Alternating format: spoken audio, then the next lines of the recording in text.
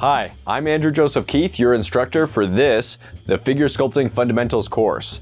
In this lesson, I want to give you some options for exercises that you can do to help you master the medium and apply the lessons that we've gone through throughout the course.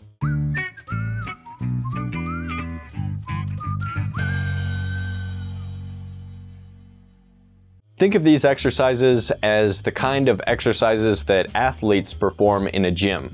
Have you ever seen a professional athlete do a push-up in the middle of a game? Probably not, but you can bet that they've done a lot of push-ups or similar exercises in the gym to get ready for their competition. If you find yourself wondering what you should sculpt next, come back to this video and choose one of the exercises that you can try. If you do these kinds of exercises regularly, you'll be better able to resolve a wide range of challenges as you sculpt. The process that you should follow with these exercises is the same process that we've laid out throughout the course. Sculpt thin, worrying first about the primary underlying forms, then add on the secondary forms on top of that, and then finally the tertiary forms or surface detail last of all. I honestly believe that if you can dedicate a small amount of time on a regular basis to practice sculpting, that there's no limit to the level of skill that you can achieve. Let's start off with some objects we can sculpt. Objects with wrinkles are a great exercise. Take a wrinkled bag of chips, or a crumpled aluminum can, or crumple a piece of paper and try to sculpt it.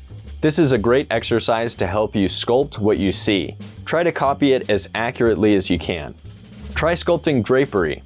Hang a towel on the back of a chair, or a piece of cloth on one or two nails on the wall. You can study a section of your dirty clothes basket, or take a sheet and use it as a toga. Snap some photo references of yourself or a friend, and try to sculpt the draped figure. Try to get some dynamic wrinkles in the fabric. In the premium course, we're going to dive deeper into sculpting drapery, so that's one more reason to get the full course at proko.com/sculpture. Sculpt a skull. This is always a great exercise for figurative artists. And of course, the best skull to sculpt is the Proko skull at proko.com/sculpt. Sculpt a toy. This is basically copying a sculpture done by somebody else. You can even see if you can improve on the design. Sculpt a shoe. An old leather shoe with some character or your favorite brand. The wrinkles, forms, textures, and details can be a helpful challenge. Choose your own interesting object. These are just a few items that I thought of, but be creative. Choose something that you find interesting and sculpt it.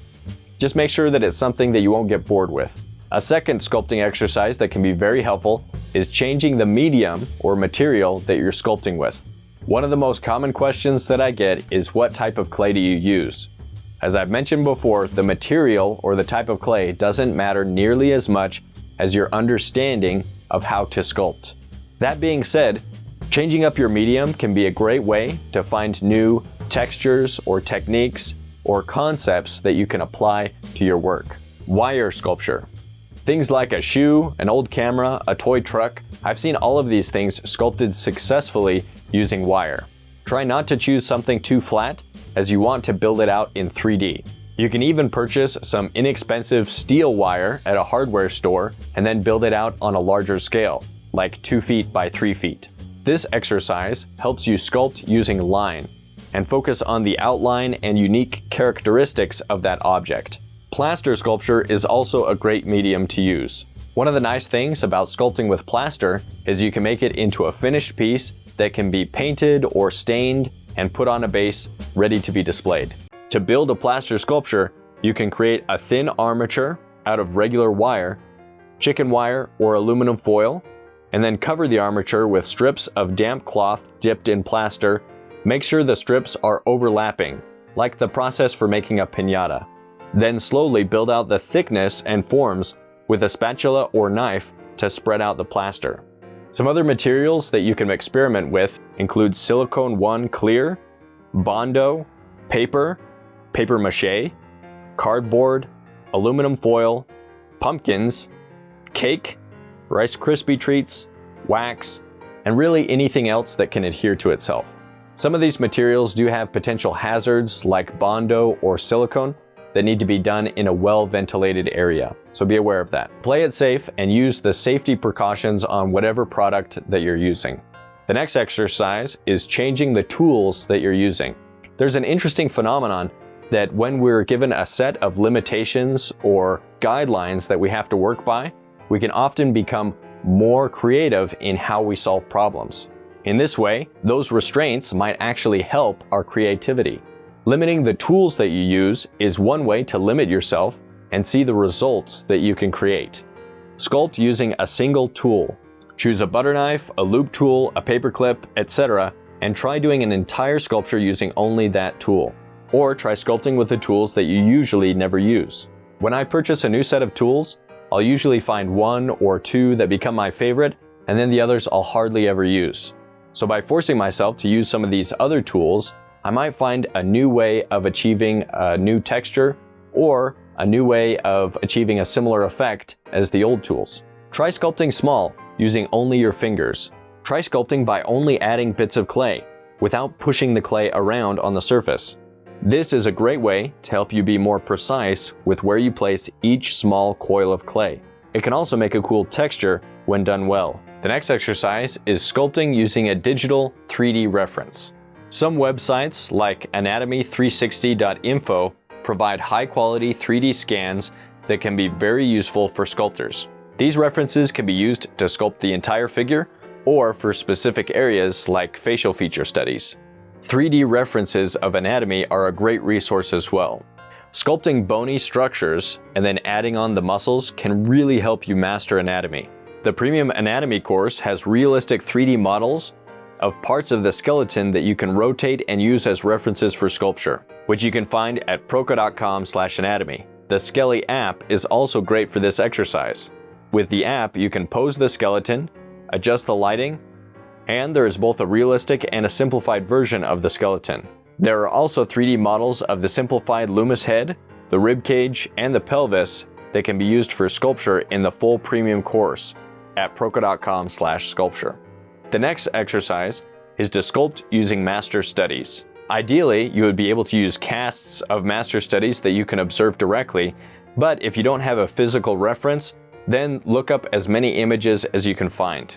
This is a great way to see how other sculptors represent different features and apply their own style to the figure.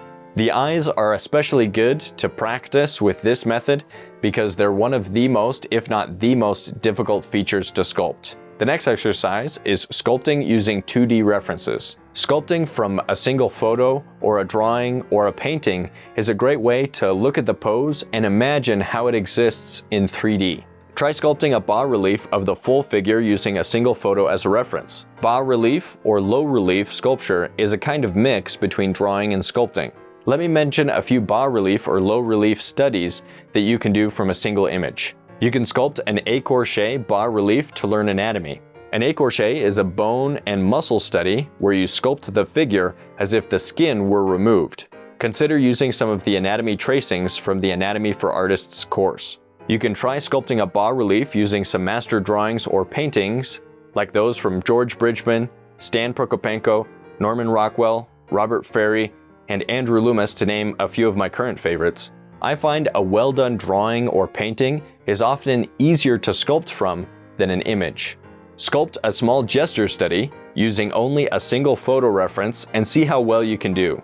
This means that you'll have to invent a lot of the information, which will help give you an idea of how much you actually know about the figure. Here's a fun one. Try sculpting a 3D character based off a 2D cartoon. See if you can capture the style of the cartoon in your sculpture. Sculpture Geek does a great job of doing this exercise.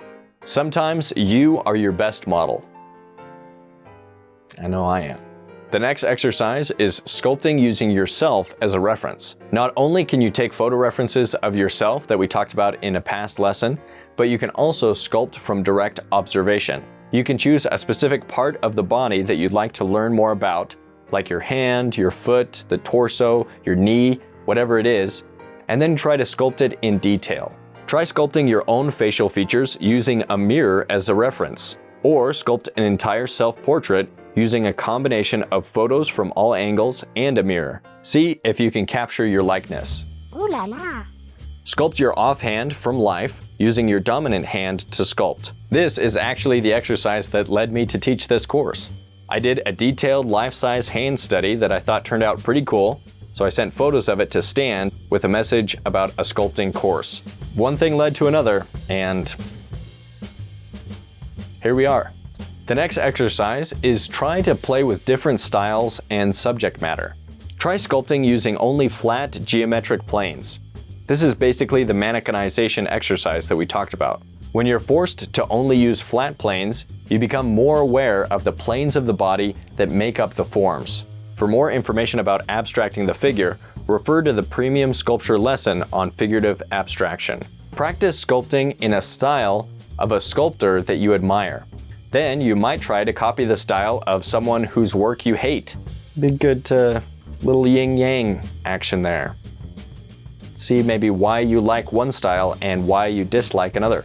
You might be surprised what you can learn from these two extremes, and you might learn a little bit about yourself as an artist as well. You could even take that style that you admire and try to sculpt an animal using that same style.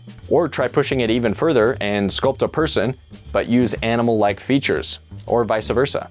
This is one of the exercises in the Proko course on the art of caricature by Court Jones. Speaking of caricature, sculpting a caricature in clay can also be a fun challenge, especially if you enjoyed Court Jones's caricature course. The next exercise that you can try is changing the speed at which you sculpt. Sculpt faster. Use soft clay to do a quick sculpture of the head or torso in 1 to 5 minutes. Sculpting fast forces you to put down all of the most relevant information and forget about the details. Challenge yourself to work faster than you normally would, and you might like the result.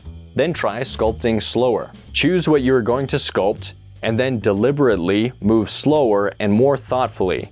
Take small bits of clay and ask yourself, if I could only add one more piece of clay, where is the absolute best place I could put it to make the sculpture better? Sometimes it helps if you make this decision from a distance, standing back away from the sculpture. In many sculpture academies, students are encouraged to spend 50 to 100 hours or more on a single sculpture.